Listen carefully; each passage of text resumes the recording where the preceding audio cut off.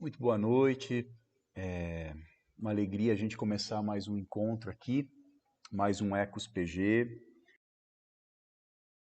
onde a gente vai refletir um pouco sobre a palavra de Deus, sobre alguns impulsos que a palavra de Deus nos traz, a partir também do tema do último culto, né? O tema do último culto que nós tivemos aqui no culto da noite. E no último culto nós conversamos e nós refletimos a respeito da vontade de Deus. E essa percepção, e essa frase que a gente usa muito, né? Deus está no controle, Deus está no controle de todas as coisas. E é verdade que Deus está no controle mesmo, né? A grande questão é como. Como que Deus está no controle? Como que Ele manifesta o seu controle? De que maneira que o controle de Deus ele está presente nas nossas relações, na nossa vida. Então eu queria convidar você para a gente começar com uma oração. Eu não sei se você vai assistir esse estudo bíblico ao vivo hoje à noite, ou se você vai assistir ele em outro momento, mas eu gostaria de orar contigo, pedir a bênção de Deus sobre nós, sobre toda a reflexão que a gente vai fazer hoje aqui. Então, vamos orar. Pai querido, obrigado por essa possibilidade, Pai, de realizarmos juntos o Ecos essa noite, essa possibilidade de estarmos juntos aqui e conversarmos um pouco, Senhor, refletirmos um pouco acerca da Tua palavra, da fé, Pai, da fé que nós confessamos em Jesus Cristo e como ela se encarna, Pai, no nosso dia a dia, na nossa vida, nas nossas percepções, no nosso mundo. Esteja conosco, Pai querido, nos abençoe. Em nome de Jesus Cristo, Teu Filho amado. Amém. Bom, vamos lá. Eu vou avisar aqui pelo Instagram que a gente está ao vivo, porque eu não consegui colocar hoje a nossa propaganda aqui fazer a divulgação do Ecos, né? Foi meio corrido, então deixa eu entrar ao vivo aqui com o pessoal também. E aí a gente chama o pessoal também do Instagram aqui para estar com a gente. Vamos lá então, deixa eu colocar ele aqui. Muito bem, multiplataforma agora. Então, vamos lá então, pessoal. Quem está nos acompanhando no Instagram, quem está nos acompanhando no YouTube, é uma boa noite. Eu espero que você possa ser abençoado pelo nosso encontro aqui, pelo nosso encontro do Ecos, e que a gente possa juntos aí refletir um pouco sobre isso, sobre esse tema. Afinal de contas, Deus está no controle de todas as coisas. No culto de domingo eu usei um texto de Isaías, texto muito interessante de Isaías, que fala a respeito de destino e sorte, ou fortuna e sorte. Fortuna como sorte, né? Fortuna como o acaso, como aquilo que controla o acaso, como aquilo que controla as coisas boas que nós recebemos na vida e as coisas ruins. Se você abrir a tua Bíblia em Isaías 65, versículo 11, você vai ler o seguinte lá. Mas a vós que vos apartais do Senhor, que vos esqueceis do meu santo monte, que preparais uma mesa para a sorte, que misturais vinho para o destino, também vos destinarei a espada, e todos vós encurvareis a matança, porquanto chamei e não respondestes, falei e não ouvistes, mas fizestes o que é mal aos meus olhos, e escolhestes aquilo em que eu não tinha prazer. A palavra de Deus, ela chama atenção para essas duas formas de idolatria, que é a gente pensar a vontade de Deus como sorte ou como destino. Sabe, eu e você, nós só temos uma imagem de Deus na nossa mente, na nossa consciência, a partir daquilo que a Bíblia nos revela. O que nós sabemos de Deus é aquilo que a Bíblia nos revelou, é aquilo que o ensino bíblico trouxe até nós, né? E essa consciência que a gente tem da palavra de Deus, essa consciência que a gente tem de quem é Deus, essa imagem que a gente tem de quem é Deus, ela se traduz também na nossa vida, na maneira como nós nos relacionamos com as outras pessoas, na maneira como nós vivemos o mundo, nas escolhas que nós fazemos, na maneira como a gente enxerga a nossa vida e a nossa fé.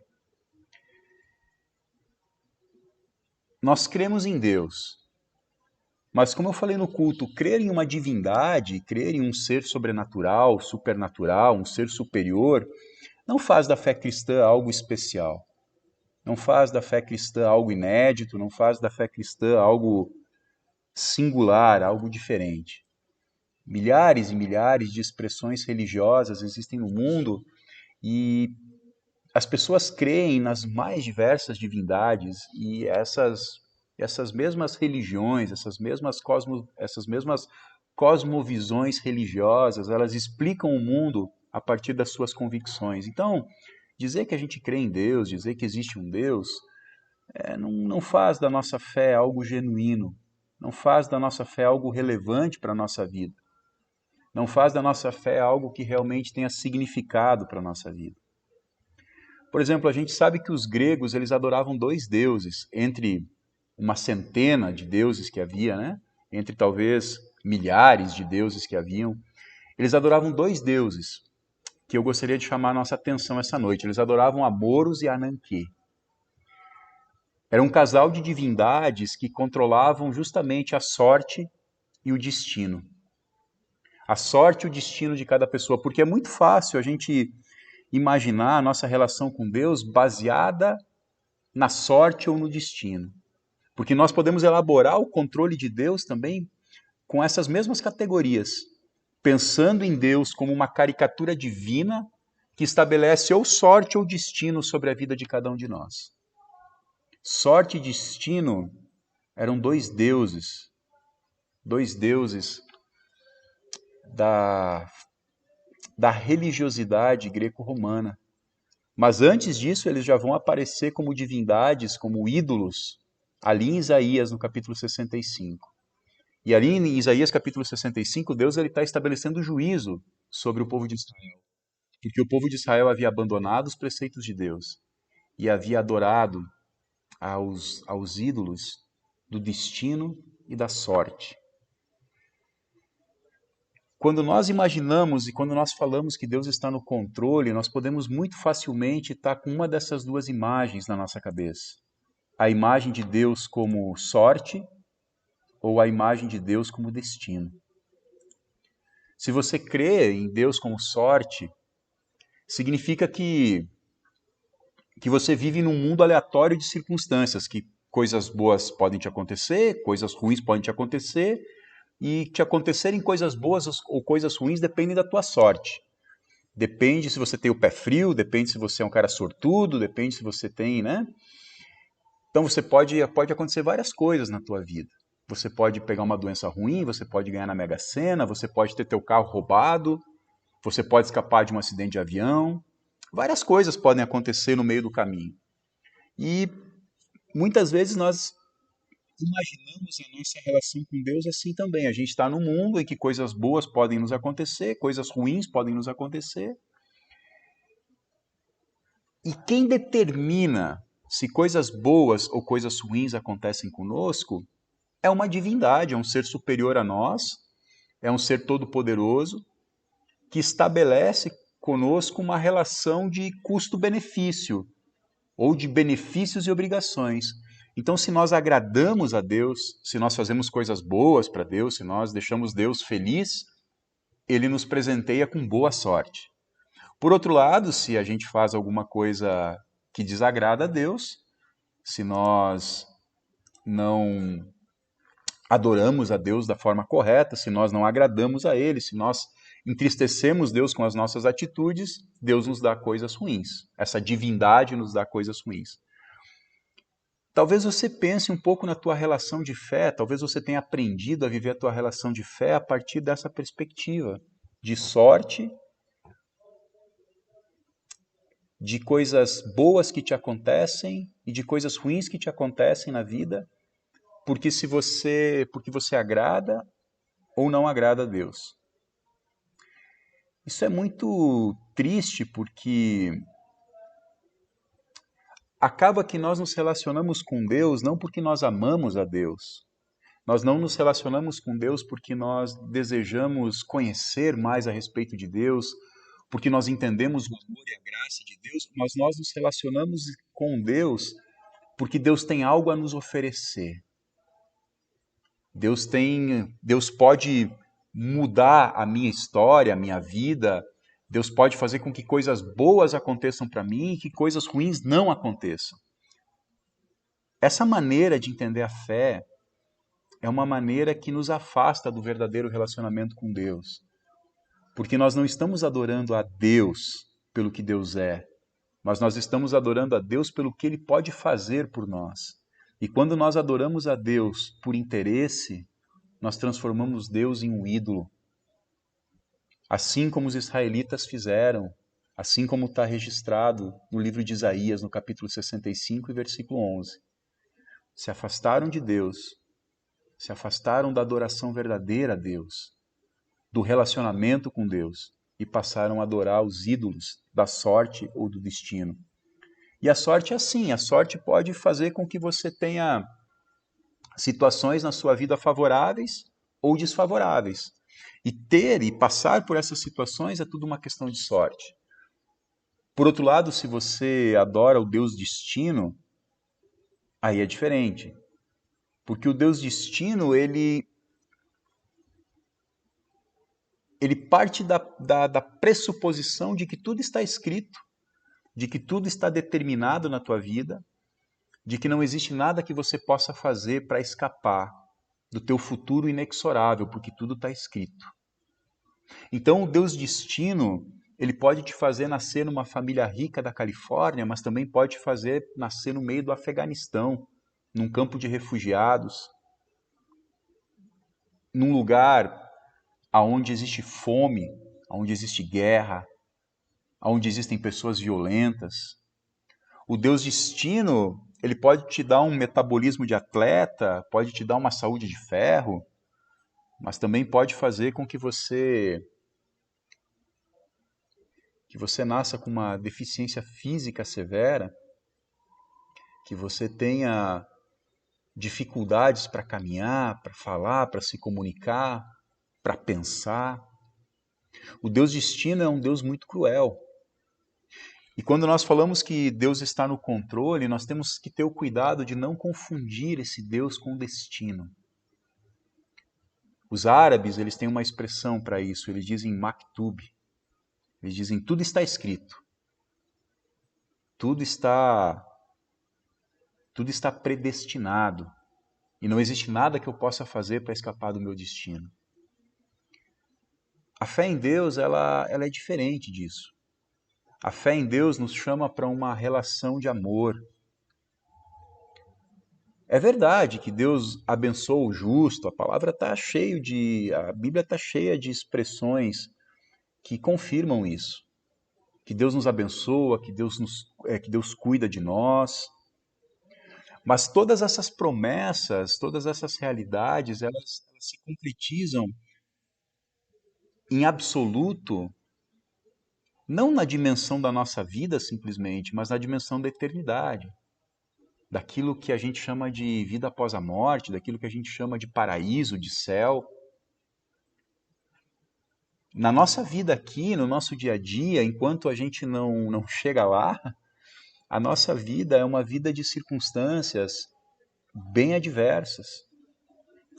É uma vida de circunstâncias nas quais a gente experimenta bem e mal, a gente experimenta alegrias e dores, a gente experimenta vitórias e derrotas, justiças e injustiças.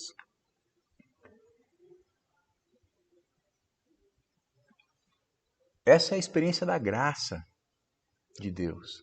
A experiência na qual o malvado, o ignorante, o ímpio podem experimentar misericórdia e podem ter as suas vidas transformadas pela misericórdia.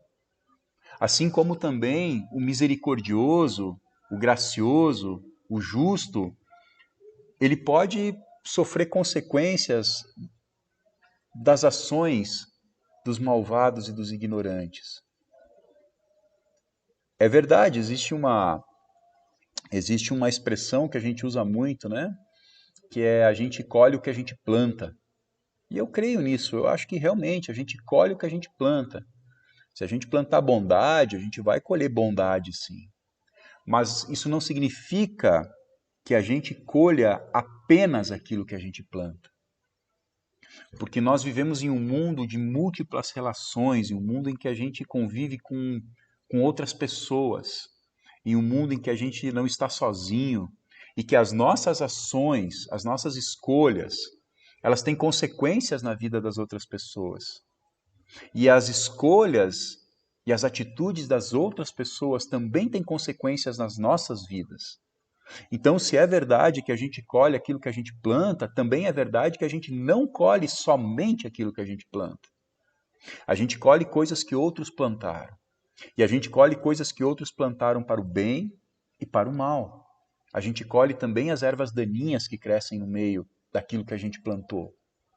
A gente colhe também situações de desconforto, situações de dificuldade, injustiças, porque nós vivemos em um mundo assim.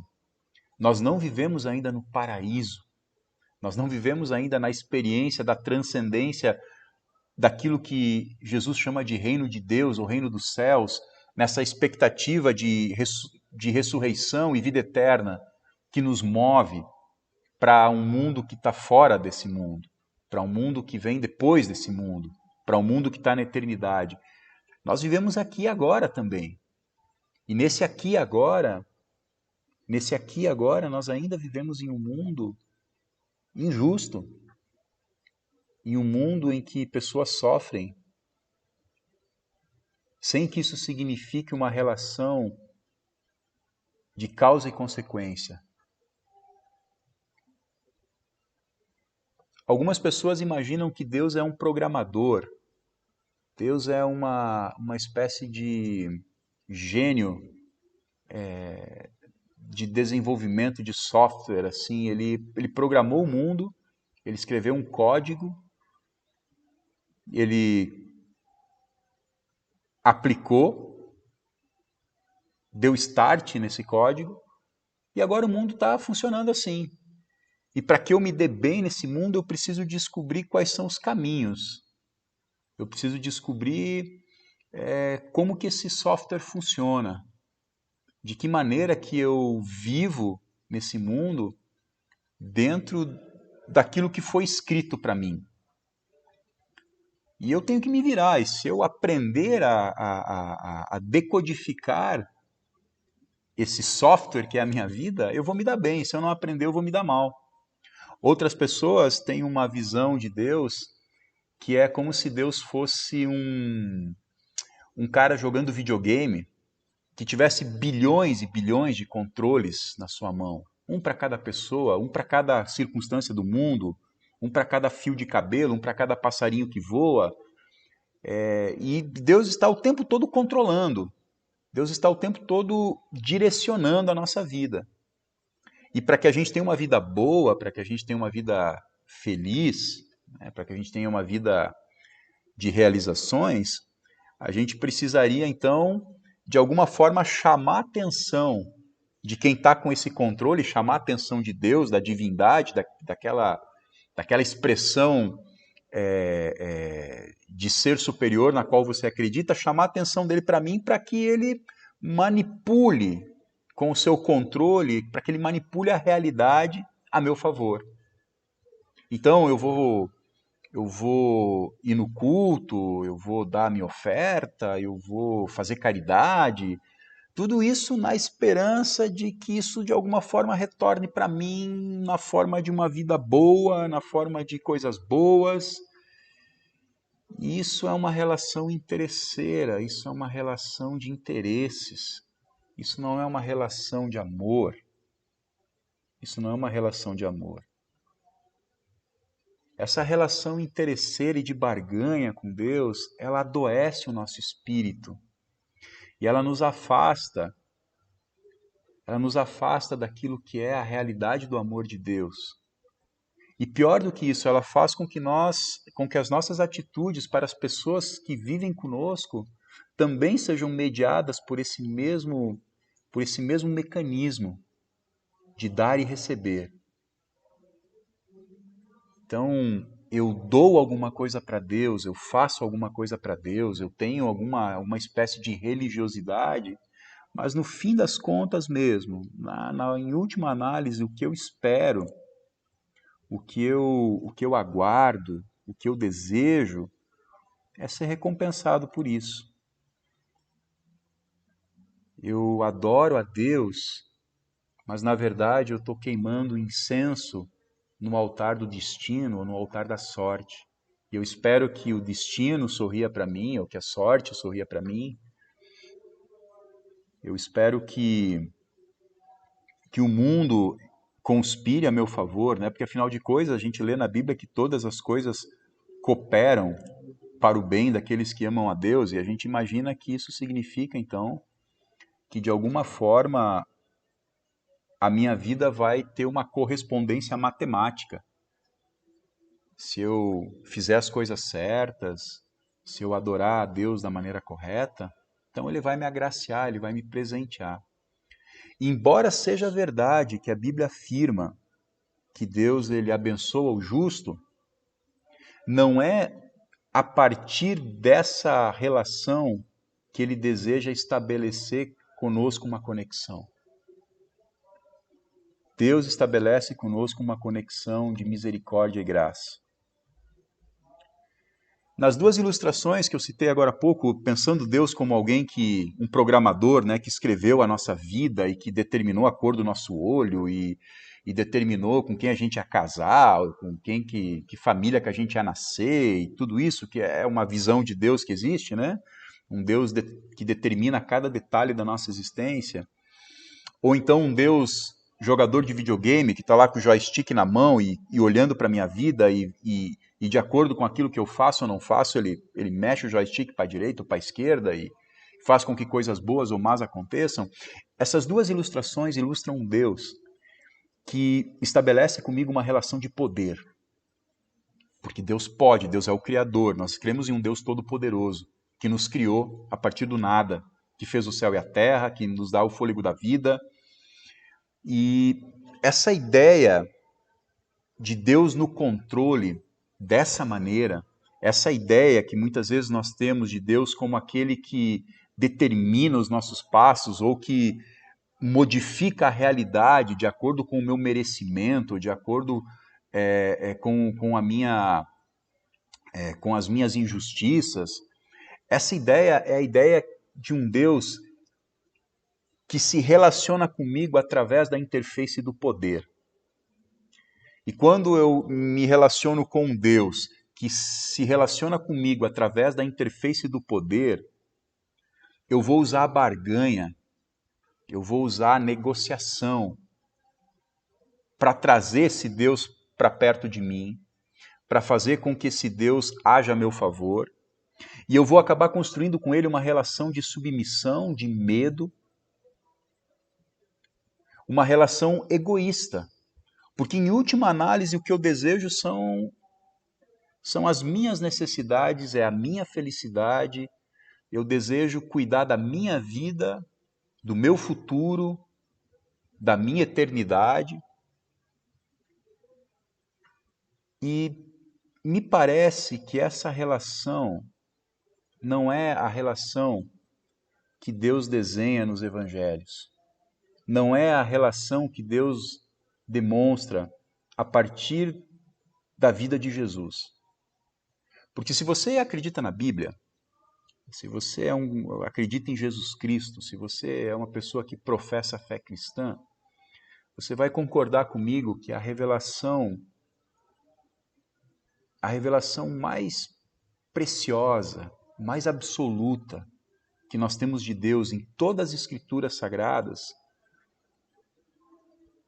se encontra na pessoa de Jesus de Nazaré. E Jesus não estabeleceu conosco uma relação de poder. Eu compreendo através dos evangelhos, através da revelação de Jesus, que Deus está no controle de todas as coisas, sim. Mas ele não usa a interface do poder para fazer isso. Ele usa a interface do amor.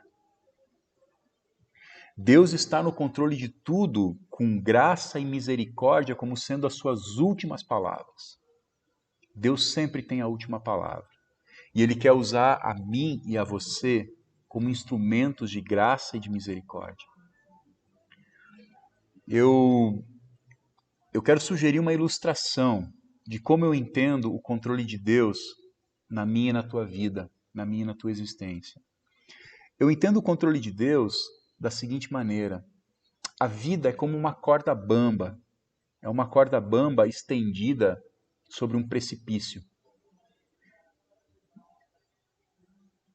Nessa corda bamba nós caminhamos uma jornada. Essa corda bamba pode durar 70 anos, 50 anos, 40 anos. Às vezes ela dura bem menos. Às vezes ela dura alguns minutos. Algumas vezes essa corda bamba não dura sequer fora do útero. Mas de qualquer forma existe uma corda bamba na qual nós nos equilibramos. E de vez em quando nós balançamos, de vez em quando nós escorregamos, mas nós vamos inexoravelmente chegar do outro lado. E o controle de Deus não é aquele que está soprando sobre essa corda bamba para nos desequilibrar, nem é aquele que está nos segurando na corda bamba para que a gente não caia. Mas Deus é aquele que estende uma rede de proteção embaixo dessa corda bamba, para que quando a gente cair, e a gente vai cair, inexoravelmente, em algum momento da nossa vida, a gente vai resbalar, a gente vai cair, a gente vai tropeçar, a gente vai ser impactado pelo sofrimento, a gente vai ter uma experiência de dor, a gente vai sofrer injustiças, a gente vai sofrer traições, a gente vai se encontrar com a morte de alguém que a gente ama, a gente vai cair. Quando a gente cai da corda bamba, o amor de Deus está ali embaixo, como uma rede de proteção, no controle de tudo, impedindo que a gente se despedace, impedindo que a gente se parta, impedindo que a gente perca a nossa humanidade. É assim que eu entendo o controle de Deus nas nossas vidas. Ele é a rede de proteção, que está sempre ali, que está sempre com a última palavra, que está sempre no final de cada esquina, no final de cada curva, no final de cada momento escuro que a gente passa pela nossa vida, dizendo: eu estou no controle, eu te amo, eu te quero perto de mim. Deus nos controla e Deus controla a nossa vida. Assim eu entendo, talvez você entenda diferente, mas assim eu entendo.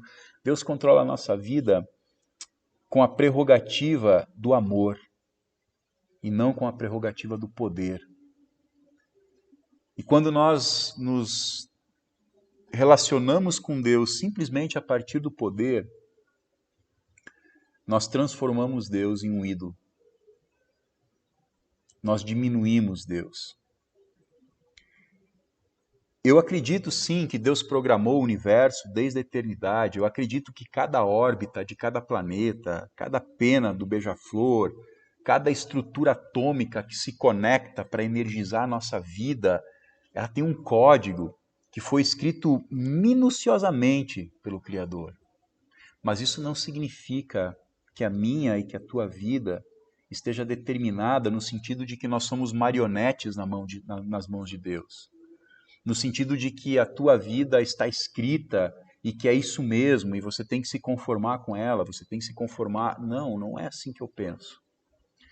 Eu acredito que a Bíblia nos fala sobre graça e misericórdia.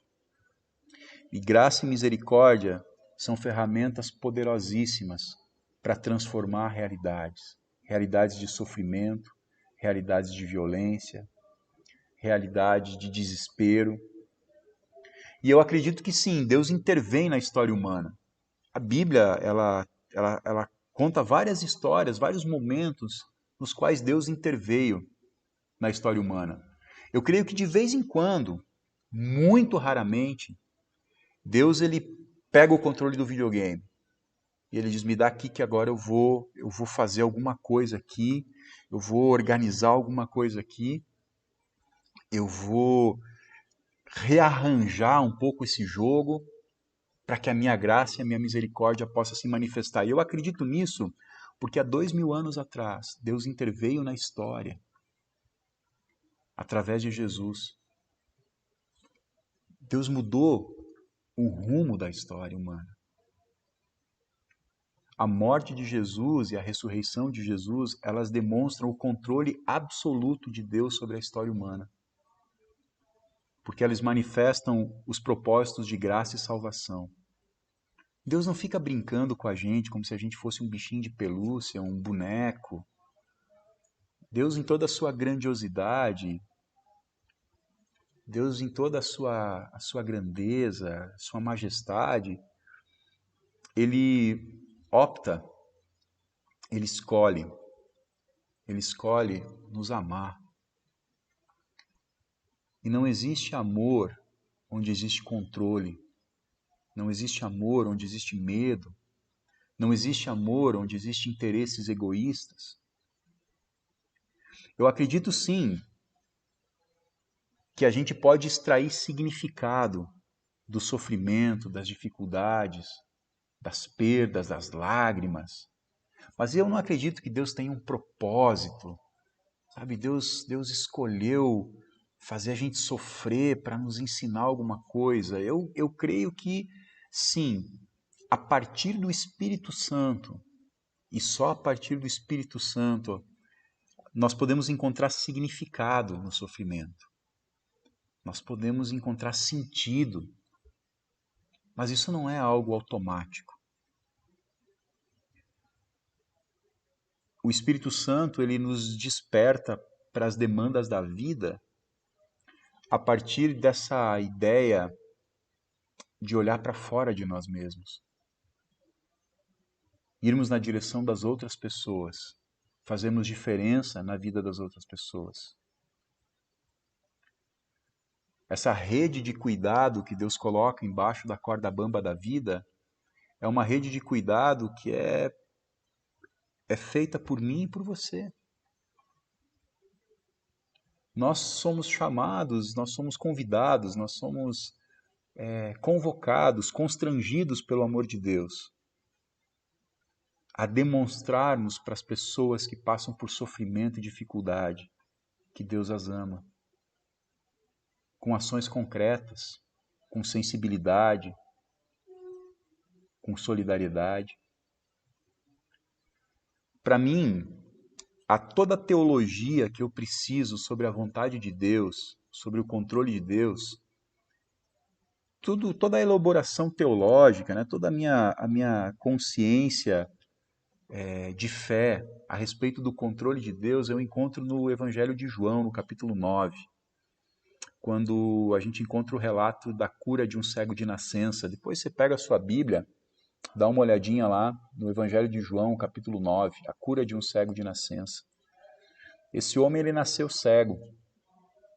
E na tradição religiosa judaica da época de Jesus, eles imaginavam que um cego de nascença só poderia nascer cego porque ou os pais dele tinham cometido um pecado muito terrível, ou ele mesmo, durante a sua vida, iria cometer um pecado muito terrível. Então Deus já havia castigado ele de antemão com a cegueira, ou como consequência do pecado dos pais, ou como consequência do seu próprio pecado.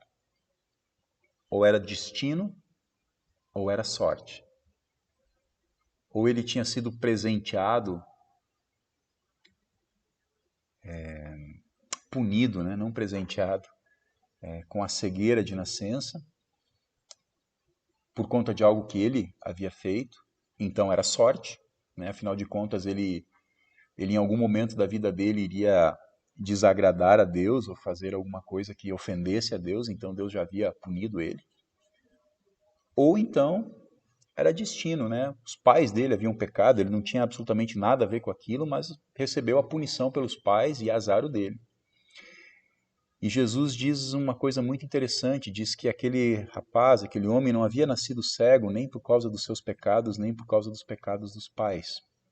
Mas ele havia nascido cego para que a glória de Deus, a bondade de Deus, a justiça de Deus, o amor de Deus fossem manifestos na vida dele. Quando nós nos aproximamos de pessoas que estão em situação de sofrimento, porque nós estamos sensibilizados pelo amor de Deus no nosso coração, nós nos tornamos agentes do amor de Deus e da misericórdia de Deus na vida daquela pessoa. Que a glória de Deus é manifestada através de nós, pelos atos de amor, de misericórdia e de graça que eu e você realizamos. Nós vemos em um mundo de dor e sofrimento, em um mundo complicado. E eu e você somos chamados justamente para isso, para manifestar a graça e o amor de Deus. Não existe uma relação bancária na fé cristã, onde eu deposito, sei lá, créditos religiosos, em troca eu saco benesses divinas. Isso não existe na fé cristã. Espero que, chegando ao final desse estudo, a graça e o amor de Deus possam mover o teu coração na direção de uma fé sincera e verdadeira. Efésios, capítulo 1, versículo 9 a 10, diz o seguinte, que Deus nos revelou o mistério da sua vontade. Toda a vontade de Deus nos foi revelada, todo o mistério, tudo aquilo que ninguém entendia, que ninguém entende a respeito da vontade de Deus, Deus nos revelou. E nos revelou como? De acordo com o seu bom propósito que ele estabeleceu em Cristo.